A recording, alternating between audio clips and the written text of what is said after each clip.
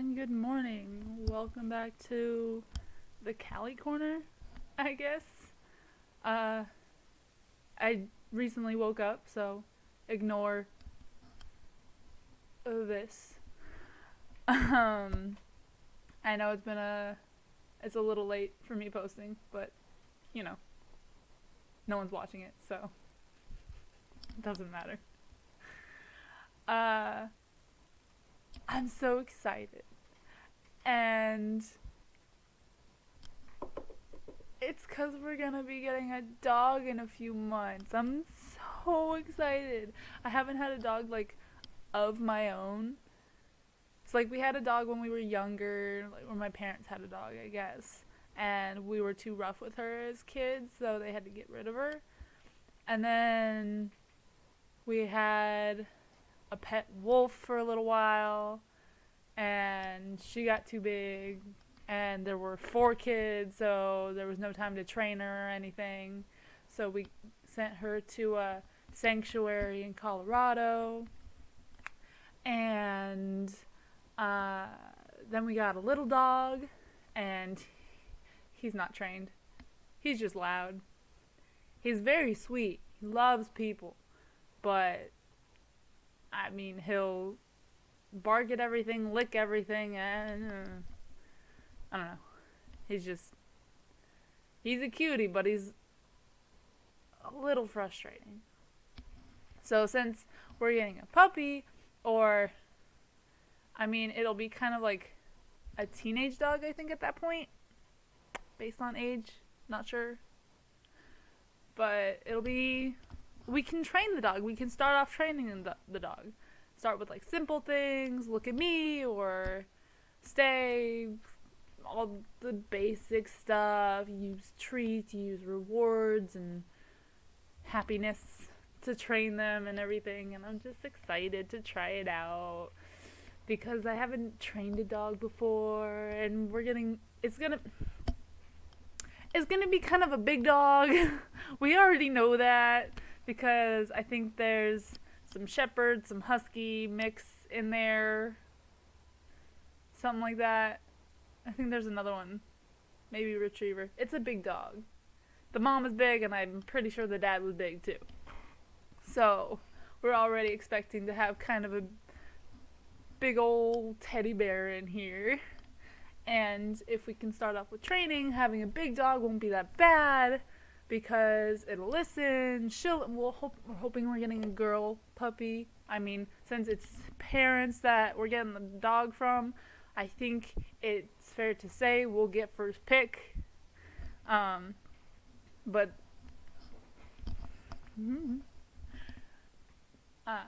so yeah, if we can get the training done early, then having a big dog will not be as rambunctious, not be as long as we can get walks down right to where there's no jumping and no barking at other dogs and everything. We have a park like right there. We can take walks and stuff.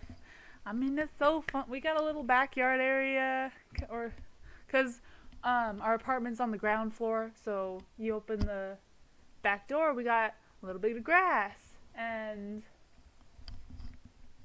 I think it's gonna be good. I think we're finally in like the right place and at the right time to have a new animal. I'm so excited. Oh, yay. Although, we're kind of nerds, so the names are getting a little nerdy, but it's a dog. They don't know. And it's not too bad. I mean, okay. So, Francisco and I really enjoy the Percy Jackson books. I have like all of them. He has the first series at least. Okay, I went a little ham in middle school, okay? Well, middle school and high school. And a little bit in college. Because they were coming up he was coming out with the different series that's not just the main one, so I was getting everything because I liked them. I have too many. I have way too many. I mean, this entire bookshelf, we have like one section is just those books, and it's still like seeping into this side. Like I have these bigger ones that you can't fit over there. But yeah, I have like the first main series, and I have the second series, and I have like the the comic version of the first book, and I have these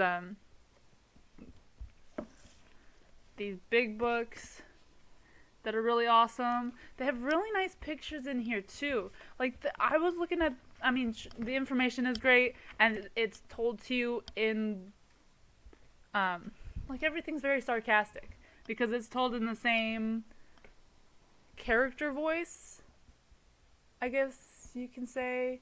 I'm pretty sure Percy's the one narrating, talking about the gods and all that stuff. And, you know, he's... See, look at this. They got some fun stuff in here. I mean, I love this stuff. It's really cool. And he did a really great job on writing it. And, I mean, this is... Okay. When I first bought this book, this was my favorite. This was my favorite. You got Gaia, you've got the giants and the Cyclops, and you got your Uranus. I think they're all Titans of the sky. I don't know. They're like the parents of all the Titans, and then the Titans are the parents of all the gods. So it's like Grandma and Grandpa right here. And you know, the Cyclops and all of them are getting thrown into Tartarus because, you know, fuck these kids. They're ugly, so we don't need them. Let's just try again. And then she ends up killing her husband and with her kids' help, and it's just some great family fun. I mean, the books are amazing. And then Riordan? I always get confused on how to say his name. But I love his books. Clearly. I mean, I read through the first series about, I don't know how many times. But I'm currently rereading the first one. I haven't been getting to it that well. But I mean, I've read the first series. And I've read through the second series more than once. Because it's really good. I mean, he gets into the characters real deep, and there's a lot of character changes, and especially from the first series to the next series, because they're going from like 12 to 17, so there's a lot of things going on, and... Okay. In middle school, the movie came out. There's a reason it didn't get past... I don't think they even made a second movie. Because it was that bad. The movie was so bad. Like, sorry not sorry. I'm pretty sure there's a second one. There's like... I was like, how are they going to go to the second one? Because, okay, in the first book, you got a 12-year-old kid who is... when they're 12, they start to get noticed by all the monsters and creatures around, I guess, because their godly scent is getting stronger. I don't know. And so he had to be taken to, that's where Camp Half-Blood comes in, because they have like a barrier, and they have adults that can fight. They have people and demigods and all that can fight.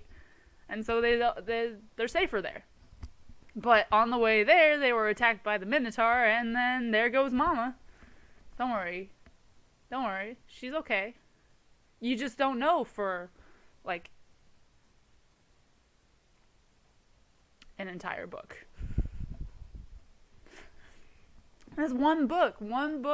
You have they think the mom died, and then you have to come back and go through Hades and get the mom back and fight an army, and there's like an army and everything. And there's betrayal. There's different... I got to learn so much about the Greek gods, and I know they're not exactly to the mythology, but the writer is a mythology teacher, I believe. So he has I mean, he goes into different mythology with each book. There's the Greek and the Roman, and he's got a Chinese one. He's got a oh, I can't remember the name of it. Norse. Thank you. He also has a series for the Norse gods as well, and so it's pretty cool because he the way he writes the characters is you can really relate to them. Like I know with Percy, he's the main character of the Percy Jackson books, clearly, duh. And then you've got the girl, Annabeth, which, going back to the movie, they made her brunette. They made her. Okay, first of all, they made all of the characters at least 15 or 16. They're driving in the movie. They had to hitchhike all the way to the West Coast. That was the whole thing. They couldn't just drive to Vegas. And it wasn't a casino. It was like an arcade because they were 12. The movie gives me headaches. So bad. And like while the movie was in theaters, hello, my friend and I, since we both read the books, we sat in the back row. We're like, that's wrong, that's wrong, that's wrong. Oh, look, the entire movie is wrong. Woo. And so, I mean, if you want to enjoy the movie, you got to think of it as separate, like based on the books instead of about the books. I mean, I don't know why they didn't put put that in the title of the film, like a movie based on the books. If they did that, I probably wouldn't hate the movie so much. But they're like, no, this is it. If you want to know what Percy Jackson is, just come watch this, and it's correct. And you're like, are you serious? Really? It is the worst adaptation that they could have made. I mean, hands down. The books are so good, and I feel like people get the wrong idea of it. I mean, a lot of the stuff is in there, yes, but you're missing a lot of the emotional part, a lot of the conversational part, a lot of the introspective part. The book, like many books, is him thinking through a situation. He's very clever. He's very, he can think on his feet real well. He's not the brightest or the smartest, but he's got instinct. And he's got, he'll save people before he really thinks about what he's doing. And so he's going through all this thing. He's going to save his mom. He's going to save the camp. He's going to save this ship full of people. He's going to save this and that. And he's just like, yeah, I guess this is my life now. Just being freaking son of Poseidon. I just get attacked all the time. But then in the end, he gets to go back to school. He gets to, they start focusing on a different aspect. After the books are done, you get to see him have kind of a normal life because, well, then after the 2 series, you get the books from the trials of Apollo, and Apollo has to, his powers get taken away by Zeus because he got blamed for something. So he's like, okay, now I'm a human right now, and that sucks. And so he has to ask Percy for help, and Percy's like, you kidding me?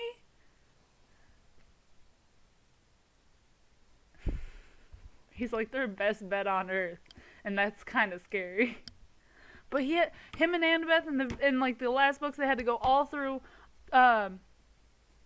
Tartarus together. Not just Hades, not just the underworld. They had to travel through Tartarus together, which is monster central. It's toxic. They almost died a lot, and since they've fought a bunch of these monsters in the past, they're out to get them again. I mean, they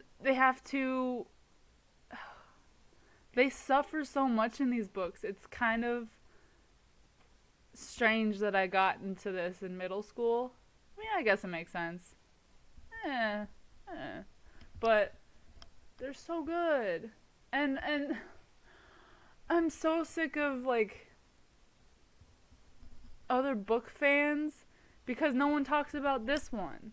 I mean, you got people obsessed with Well, when I was in middle school, it was either Twilight or Harry Potter. And I didn't care about either. Harry Potter's like, yeah, it's good. But like, I don't care. And with Twilight, I'm like, I'm not interested in the storyline, so I'm not going to read the books. And then I saw the movies, and I realized it's not the same, just like the movies aren't the same for mine. But even just the idea of the story itself seemed weird to me. I'm like, no thanks. There's no interest there. So Percy Jackson was the best option for me, and they're the only ones that have the shitty movies. Like, why can't you do a good job? And then you see like the the drawings of them, the artwork of them. I think I have that somewhere, but it's so much cooler. Where is it? Nope, that's not it. I wish I brought it out, but I mean, you get the action and the characters, and it's, you get to learn about mythology.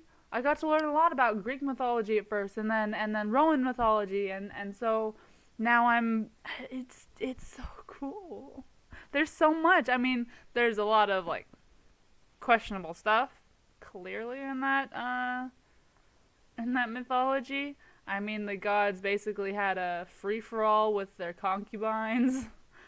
Some of them are relationships, but none of them are good. Oh, I know why I wanted to bring this up. We're gonna name our dog, or hopefully name our dog Artemis. And I thought that was gonna be really cool, because she's gonna be like a darker fur, I think. Not sure. And I believe part of the breed that she is kind of like a hunter dog. So Artemis Diana, Greek and Roman, and I know this is kind of silly, but Artemis Diana is kind of like Moon. I hate it, but I love it. Why not? It's a pretty name, and unless you understand, you're not gonna understand. But she's gonna be such a sweetie, and I can't wait to have a puppy, and I'm so excited. And we're both so excited. We get to train our own dog and love our own dog, and it's gonna bring like energy here. We've got Piper over there. Okay. I'll admit, our guinea pig is a little bit spoiled. A lot of it. But like, we don't really know how to take care of her, because we don't really know how to train a guinea pig. So we love her. We try to like train her somehow, but we need more chew toys or something for her, because she chews on the wrong stuff on purpose, and she knows it. But I'm excited. I'm so excited. We get to go on walks. Yay. Anyway, this was kind of a mixed rant. I really want a dog. We're getting a dog. I'm so excited for a dog. She's gonna be young. She's gonna be like, she's still gonna get to grow here a little bit, and we really have to clean up and get everything out of the way, take all the wires out, make sure everything's open and clean and everything for her. So that's gonna be a challenge, because we're not the cleanest people. We're trying. But we're gonna do it. Excuse me.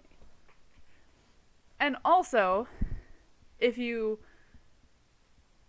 just haven't read Percy Jackson for some reason, you've been thinking about it, but you're like, I don't know. It's my favorite book series.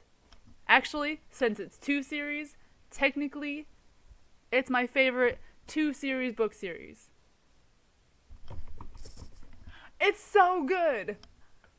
You get through the first series and you're like, how can anything else go wrong? You know shit's gonna go wrong because, I mean, it's their universe. Everything's gonna go wrong. And then it does go wrong and you're like, wow, how are they gonna get themselves out of this one? And like how they do it is usually they're kind of clever with it. You don't really see it coming. You're like, what are they gonna do? And they have to work around it. And you're like, who's the actual villain here? Who are you fighting against? That's, I mean, you get betrayal for reasons that are beyond just I'm evil. You get actions for reasons based on, I mean, clearly there are monster characters in there. So there are some that are really just they're gonna do what they're gonna do. I mean, they have Medusa in there at some point. She's gonna do what she's gonna do. But they have to figure out a way around her. It's interesting. They use some of the old stories. They use some stories from like Hercules. Oh hey, Hercules did this and I'll do it too. They have to travel on their ship through the water. They have to he goes to a horse farm, and it's since there are monsters, this guy also has monster horses that are cannibals.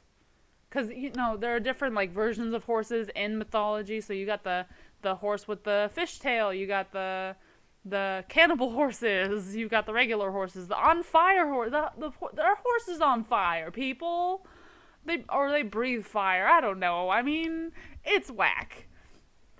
But he has to use the same methods or different or similar methods as these old myths in order to get by because he's the new demigod. He has to go through it now. It's his turn. And so, like, I mean, he has to use the salt water from these things under the sand to clean the horse's corral without going in there because then he'll get eaten.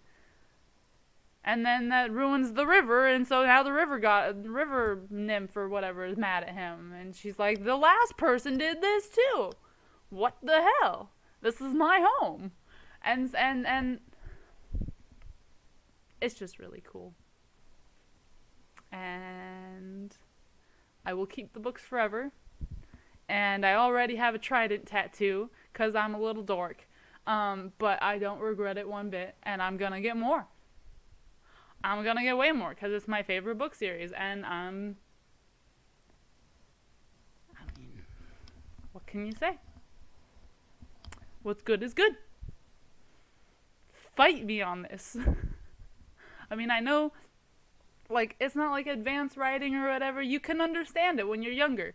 I mean, it's got a great story. It's got great characters. It's got visuals. It's got everything. It's got happiness and sadness and sacrifice and reward, and it's just a good read.